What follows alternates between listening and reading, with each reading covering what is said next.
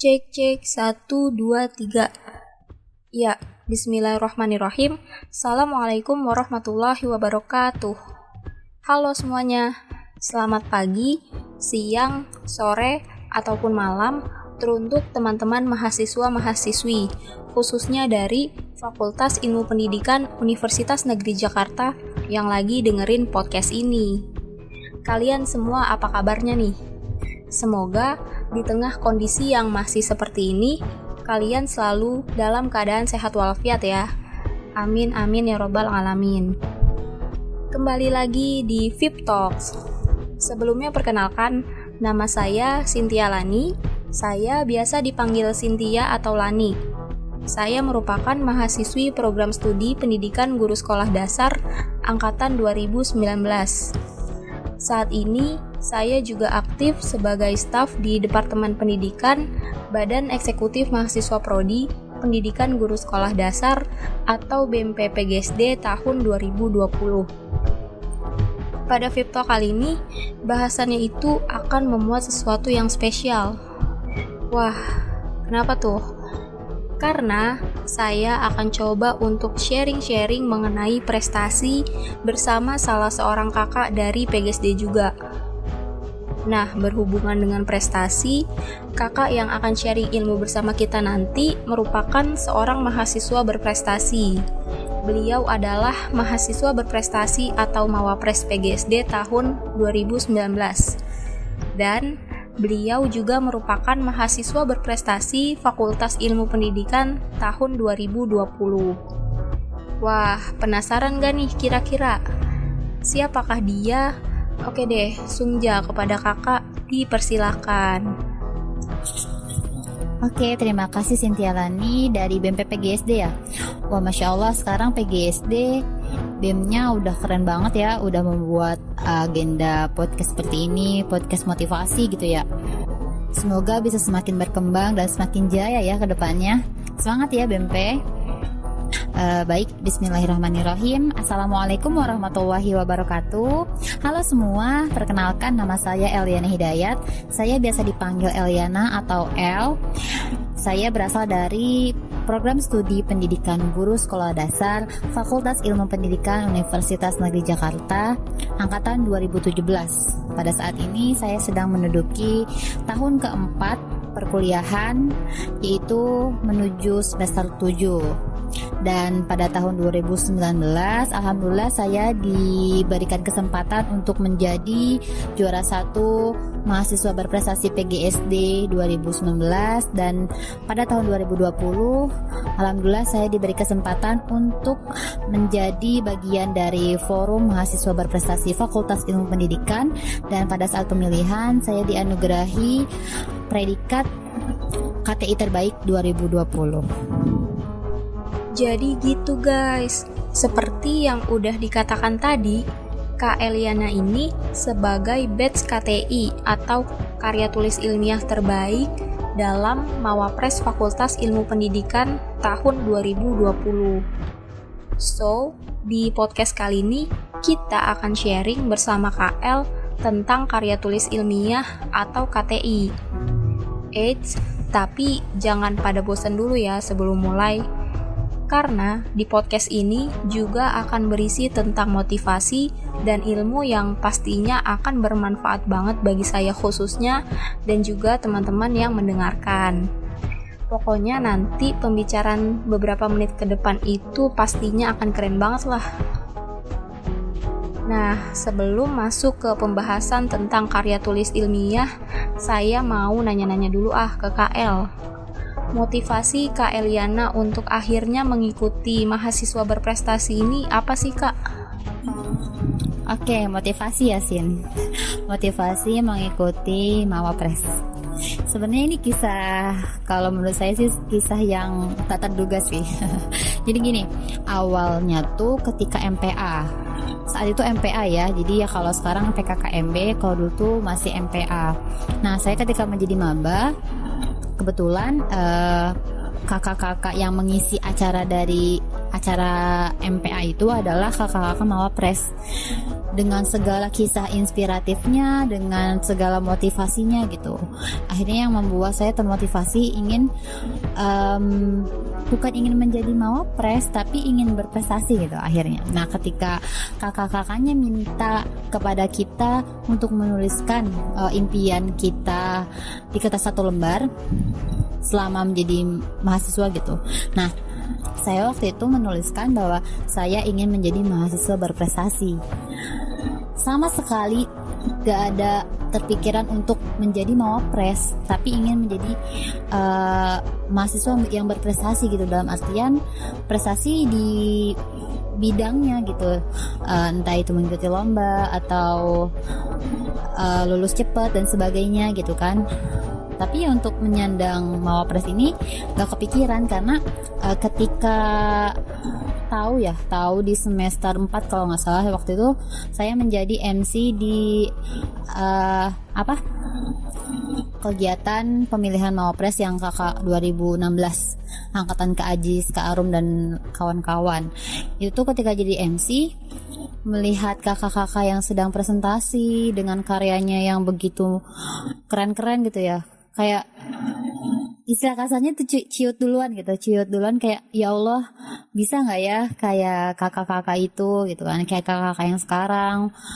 Karena ketika itu belum paham banget yang namanya kepenulisan gitu. Bahkan memang sebenarnya dicengin waktu itu sama kakak-kakaknya, kayak udah MC-nya tahun depan Mawapres gitu kan. Dan itu nggak dianggap serius oleh El. Akhirnya kayak apaan sih Kak? Enggak lah, saya mah bukan apa-apa gitu kan. Maksudnya memang nggak expert gitu.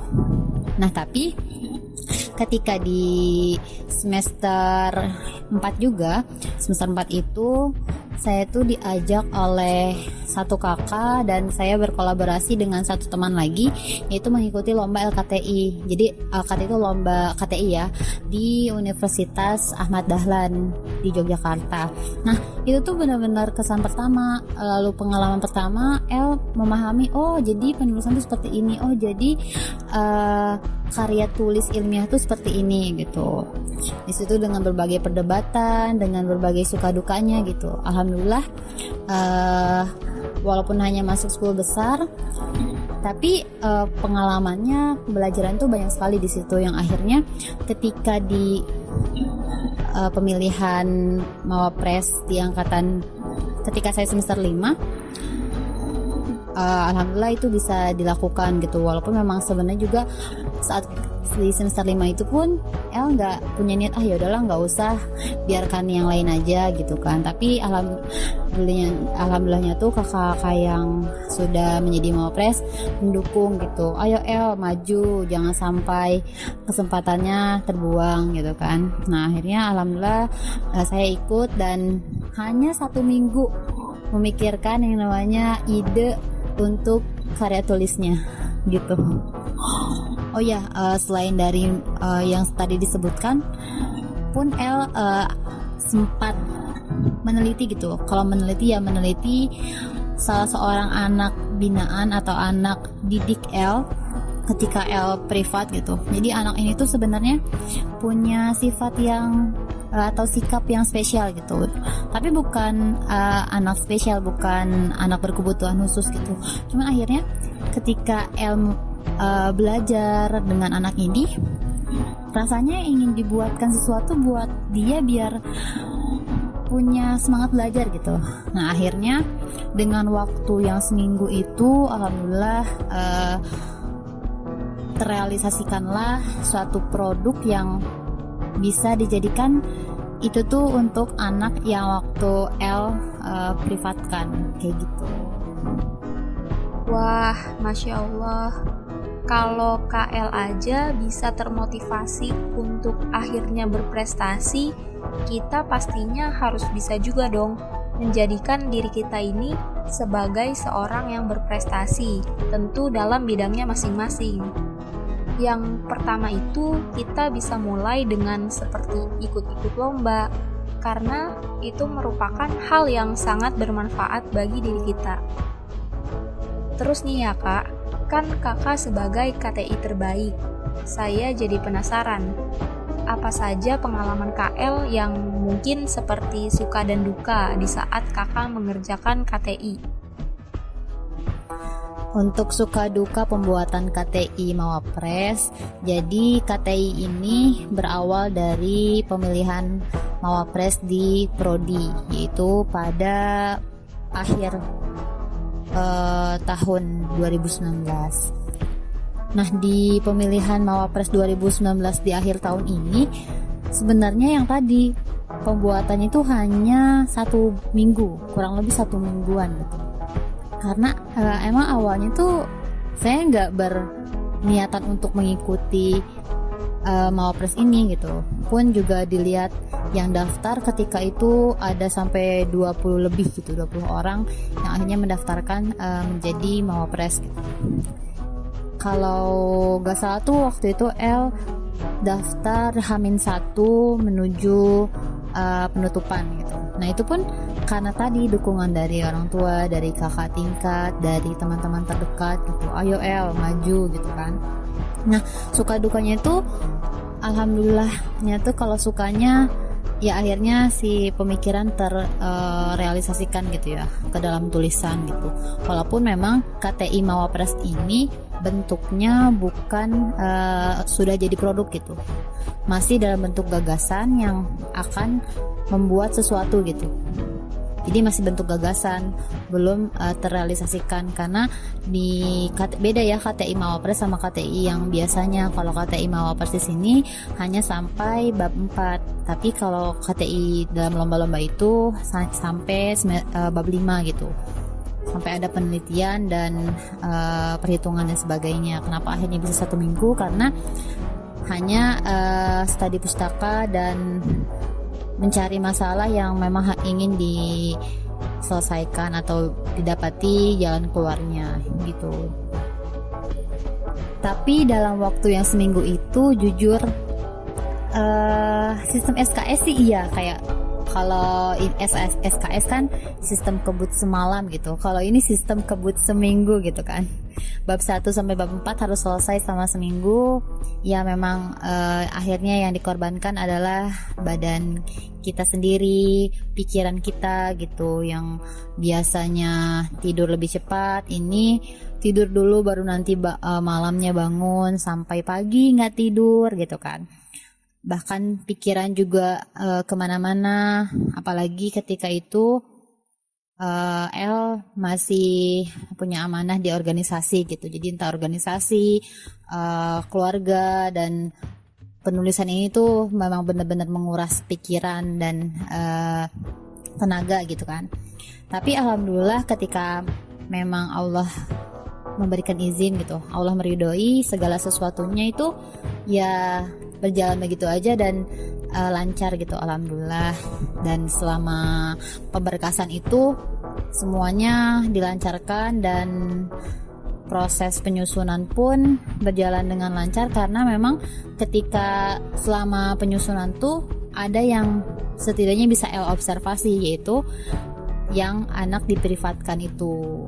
Jadi setiap minggunya, setiap 1 minggu 2 kali pertemuan privat, 2 kali itu juga saya meneliti, saya mengobservasi apa sih yang anak ini butuhkan, lalu tuangkan ke dalam penulisan dan menjadi sebuah solusi untuk anak ini. Mungkin bukan hanya untuk anak ini gitu kan, ada beberapa anak yang sekiranya sama gitu, memiliki sifat yang sama, memiliki kendala yang sama gitu. Tapi ya itu alhamdulillah bisa terlaksanakan. Jadi intinya makna yang bisa diambil ketika penyusunan KTI itu sendiri adalah bukan pintar atau tidaknya gitu, tapi kita lihat ketekunannya, dalam artian serius atau enggak, terus punya manage waktu yang baik atau enggak gitu. Itu bisa dilihat dari hasilnya gitu. Kurang-kurangnya kalau kita memang tidak berusaha untuk tekun, ya mungkin penulisan itu tidak akan selesai gitu. Dan sekurang-kurangnya kalau misalnya kita tidak memiliki usaha untuk serius, ya tidak akan terlaksanakan gitu. Karena kalau kita udah niat dan ketekunan itu ada, ya insya Allah kita akan dimudahkan segala sesuatunya. Dan juga faktor yang paling utama gitu dari selesainya KTI yang seminggu itu adalah selalu meminta kepada Allah gitu, selalu dimudahkan, melibatkan yang menciptakan kita gitu. Akhirnya ya alhamdulillah selesailah KTI yang dibawakan pada pemilihan KTI atau pemilihan Mawapres di PGSD yang akhirnya memiliki hasil maju ke fakultas sebagai perwakilan dari PGSD. Oke, kalau tadi KL sudah membagikan cerita inspiratif dan suka dukanya di saat mengerjakan KTI, sekarang saya akan kepoin tentang KTI-nya KL sendiri pada saat seleksi mahasiswa berprestasi Fakultas Ilmu Pendidikan tahun 2020. Tapi sebelumnya nih ya, seperti yang kita tahu ya kan, karya tulis ilmiah biasanya itu identik dengan yang namanya mahasiswa. Produk keilmuan ini biasanya diperkenalkan di bangku perkuliahan dan terus dilatih seiring proses pembelajaran. Ngomong-ngomong soal KTI, judul KTI yang KL buat pada saat itu apa tuh Kak? Sehingga bisa dinobatkan sebagai KTI terbaik mahasiswa berprestasi Fakultas Ilmu Pendidikan tahun 2020. Jadi waktu itu L ambil judul pengembangan media games edukasi melalui aplikasi Articulate Storyline pada materi nilai-nilai Pancasila. Nih, oke, L jabarkan ya satu-satunya kenapa akhirnya ngambil judul tersebut gitu. Jadi ketika di waktu yang sebelum seminggu itu L menyusun KTI, bingung tuh apa ya yang mau diteliti gitu. Ketika itu malam setelah pulang ngajar atau privat di Grab ya, inget banget tuh di Grab di daerah kota Casablanca, itu coba untuk memikirkan bikin apa ya gitu kan, setelah memang ada persetujuan, ada dukungan dari kakak-kakak dan akhirnya termotivasi untuk ikut gitu ya. Jadi kepikiran gitu loh, apa ya mau ngambil judul apa gitu. Akhirnya di situ tuh El coba untuk merangkai-rangkai gitu. Waktu di semester 5 itu kan ada mata kuliah peminatan. Saya ambil peminatan PPKN. Oke, PPKN nih yang akan diambil gitu. Materi yang bakal diambilnya itu materi PPKN. Terus kenapa akhirnya Articulate Storyline? Waktu itu ketika ikut lomba di Ahmad Dahlan, sama media yang diambilnya itu aplikasi Articulate Storyline. Jadi istilahnya apa ya yang bisa dibuat materi games ya sebenarnya. Kenapa akhirnya di sini games edukasi? Karena anak didik yang El privatkan ini adalah anak yang sebenarnya dia pintar, sebenarnya dia mampu untuk belajar, sebenarnya dia bisa semangat untuk belajar. Tapi karena sudah kecanduan games atau dia tuh gamers, akhirnya tuh ke belajar kurang-kurangnya, kalau kurang sabar dan kurang ketekunan dari gurunya tuh ya tidak akan berjalan gitu pembelajaran tersebut gitu. Akhirnya gimana ya caranya ketika kesukaannya dia itu adalah games, tapi disisipi nilai-nilai edukasi gitu, disisipi pembelajaran yang mungkin bisa tersampaikan melalui games itu. Dan akhirnya tercetuslah media games edukasi. Tapi untuk materi apa nih? Karena memang tadi kembali ke peminatan PKN, akhirnya ambil nilai-nilai Pancasila gitu kan. Terus tadi aplikasi Articulate Storyline karena sudah mengenali gitu, bentuknya tuh akan seperti ini gitu, dan nanti pun akan interaktif. Di aplikasi ini anak akan merasa senang gitu. Itu sebenarnya masih masih menjadi hipotesis yang mungkin belum bisa terbukti gitu kebenarannya.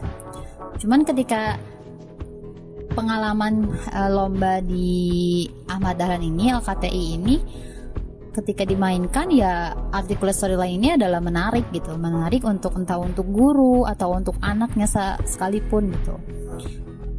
Untuk di rumah, apalagi ini anak yang Elsa Sari itu ya menyukai games gitu. Jadi tercetuslah judul yang saya ulang lagi gitu. Pengembangan media games edukasi melalui aplikasi Articulate Storyline pada materi nilai-nilai Pancasila di sekolah dasar. Gitu ceritanya. Oke, kan tadi judul udah nih Kak. Kemudian di dalam karya tulis ilmiah yang Kakak buat itu memuat bahasan apa aja tuh Kak? Sewaktu mengikuti seleksi Mawapres FIP tahun 2020.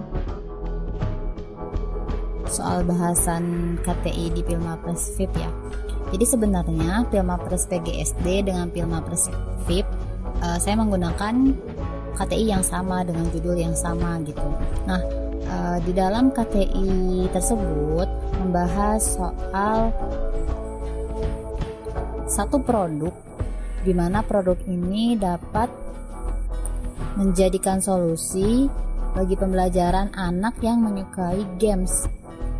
Kadang di zaman yang sekarang gitu, anak lebih tertarik kepada games daripada harus belajar gitu ya. Nah, pembahasan di dalamnya itu saya jadi terlintas di pikiran tuh kenapa enggak kita membuat pembelajaran namun berbasis games. Gamesnya ini ya tetap games edukasi gitu. Jadi bentuk dari KTI ini sendiri adalah pengembangan produk. Kenapa hanya pengembangan produk? Nah, karena saya menggunakan aplikasi Articulate Storyline, di mana aplikasi itu sudah ada, namun dikembangkan menjadi suatu media pembelajaran bernama media games edukasi. Isi dari games itu adalah tentang materi nilai-nilai Pancasila di kehidupan sehari-hari yang mungkin belum semua anak memahami tentang itu. Jadi akhirnya dalam KTI tersebut dibahaslah tentang suatu platform atau suatu media pembelajaran berbasis games edukasi yang membahas tentang materi nilai-nilai Pancasila di kehidupan sehari-hari. Gitu Cynthia. Oh, jadi gitu ya Kak.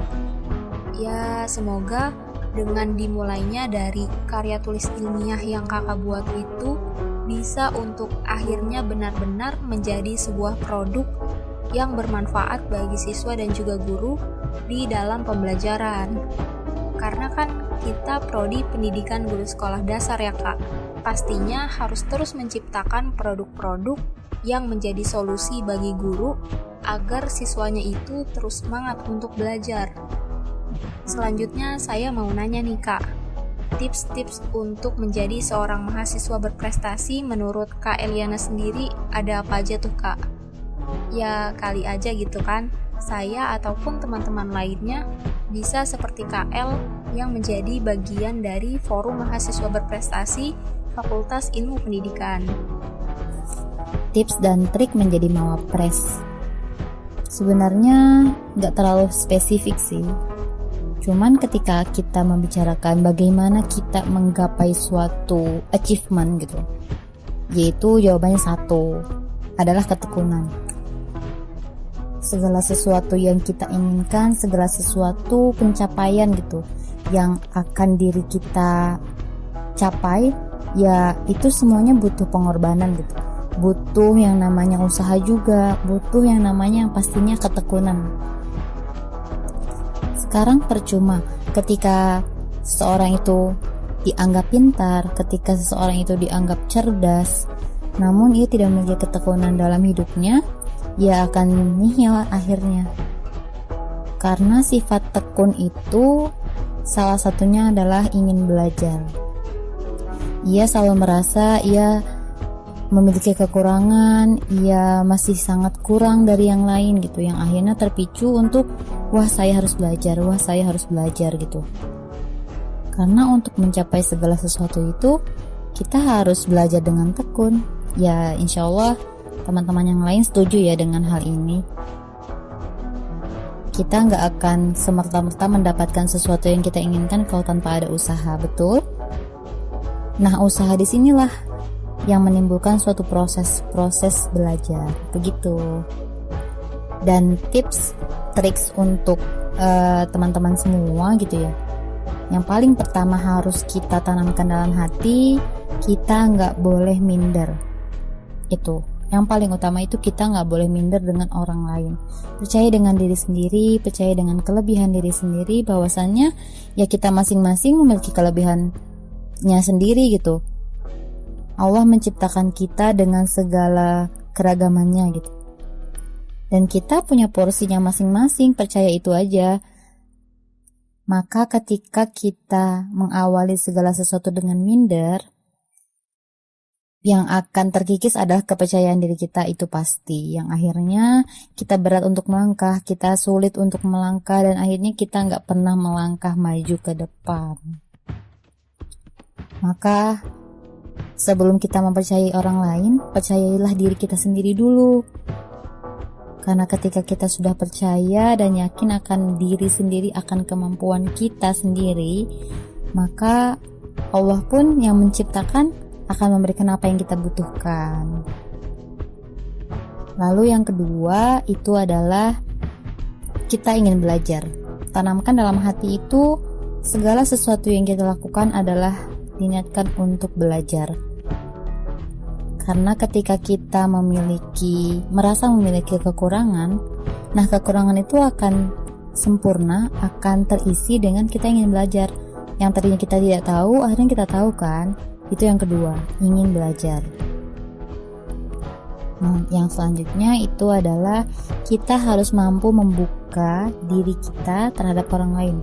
Dalam artian kita harus berani berinteraksi, harus open minded gitu dalam artian. Jadi ketika kita memiliki teman atau memiliki kerabat yang kita kira ia adalah orang yang menginspirasi, maka ya kita gali informasi atau ilmunya gitu. Maka jangan pernah, istilahnya jangan kuper gitu kalau untuk ingin memiliki atau mencapai prestasi yang mungkin orang lain punya, tapi kok kita nggak punya ya, kenapa gitu. Nah, akhirnya kita harus menggali dari orang-orang yang memotivasi itu.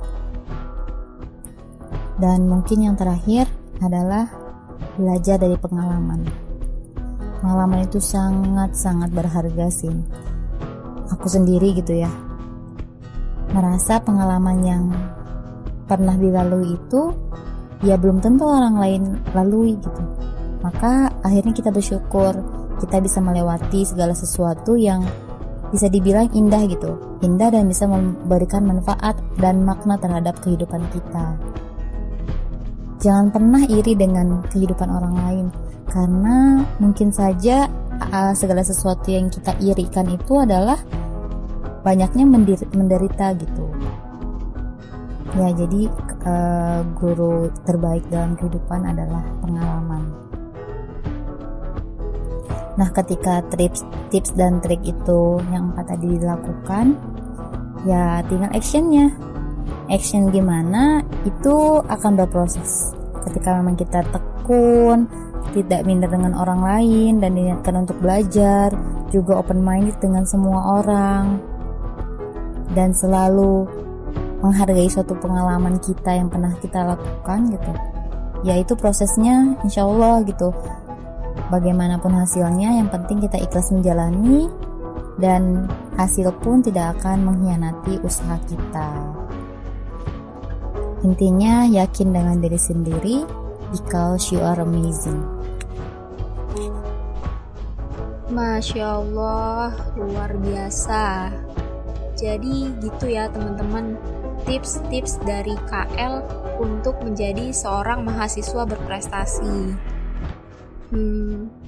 Tak terasa nih Kak, obrolan kita di podcast kali ini udah mau berakhir aja.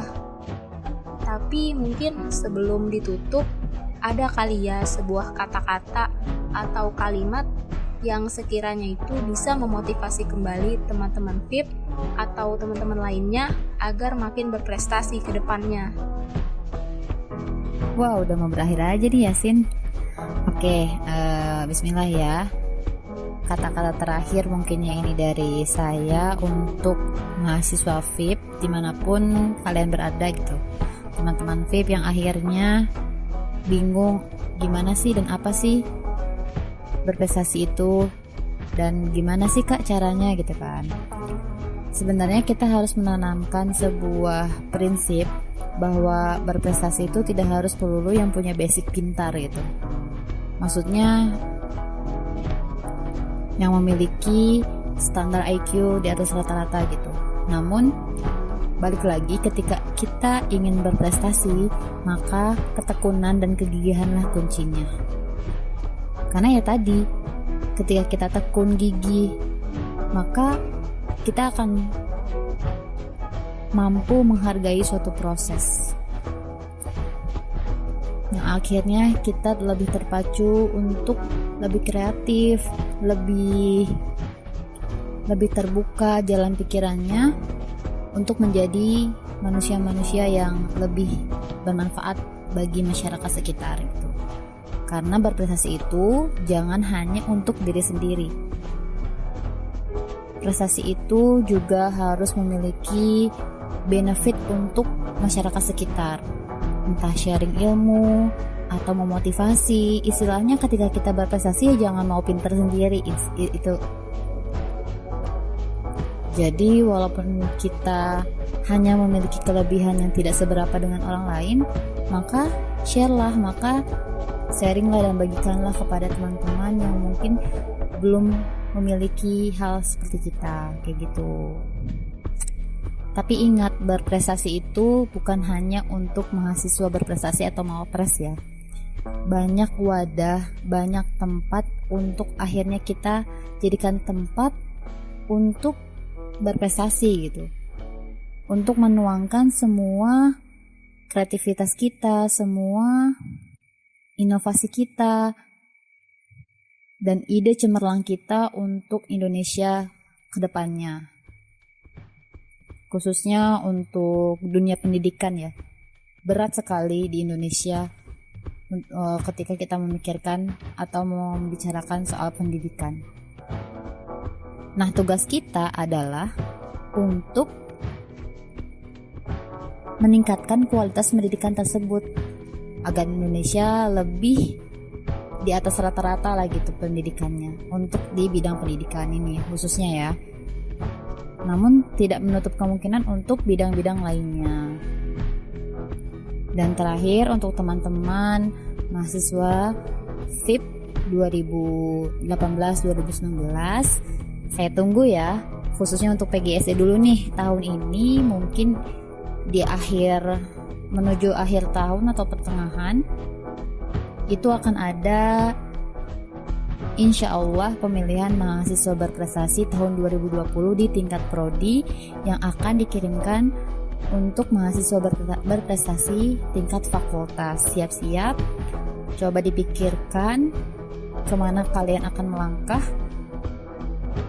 Apakah melalui mahasiswa berprestasi ini kalian adalah orang selanjutnya, atau mungkin melalui ajang mahasiswa berprestasi ini sebagai langkah awal kalian untuk mencetak prestasi di perkuliahan dalam bidang akademik. Dan ingat pesan saya, jangan pernah minder dengan kemampuan yang kita punya, karena setiap orang berbeda kemampuan dan berbeda cara berpikir gitu. Mungkin saja kemampuan yang kita punya adalah kelebihan untuk kita juga. Maka galilah potensi kalian, galilah semua yang belum ada dalam diri kalian, hingga akhirnya kemampuan dan potensi tersebut akan menciptakan aktualisasi diri bagi kita. Gitu ya teman-teman. Teruslah bermanfaat untuk orang sekitar. Semoga bermanfaat podcast kali ini. Kurangnya, banyaknya itu dari saya, lebihnya dari Allah Subhanahu wa taala. Sekian ya dari saya. Wassalamualaikum warahmatullahi wabarakatuh. Hidup pendidikan Indonesia. Iya, lengkaplah sudah pembicaraan saya bersama KL di podcast ini. Untuk menjadi seorang yang berprestasi, bukan melulu ia yang pintar, bukan ia yang memiliki IQ tinggi, Karena siapapun bisa, dan semua itu bisa digapai dengan yang namanya ketekunan. Berprestasi itu bukan hanya untuk seorang mahasiswa berprestasi. Banyak sekali wadah yang bisa dijadikan tempat agar kita dapat berprestasi, agar kita dapat menuangkan kreativitas dan juga ide kita untuk Indonesia, terkhusus dalam dunia pendidikan. Karena semua pertanyaan saya tadi telah dibahas tuntas, sebelumnya saya mau mengucapkan banyak-banyak terima kasih kepada Kak Eliana Hidayat yang sudah mau berbagi ilmu yang sangat luar biasa, sudah mau memberikan motivasi bagi kita, khususnya saya, untuk akhirnya bisa dibagikan ke teman-teman lainnya. Dan saya juga mau mengucapkan banyak terima kasih kepada teman-teman yang sudah bersedia untuk mendengarkan podcast ini dari awal sampai akhir. Semoga apa yang telah disampaikan oleh KL tadi bisa menjadi sebuah ilmu baru bagi kita semua ya, dan bisa ditanamkan di dalam diri kita masing-masing. Oke, cukup sekian podcast kali ini. Sampai jumpa kembali di podcast pendidikan lainnya. Lebih kurangnya mohon maaf. Saya Cynthia Lani pamit undur diri. Wabillahi taufiq wal hidayah. Wassalamualaikum warahmatullahi wabarakatuh. Hidup mahasiswa, hidup rakyat Indonesia, hidup pendidikan Indonesia.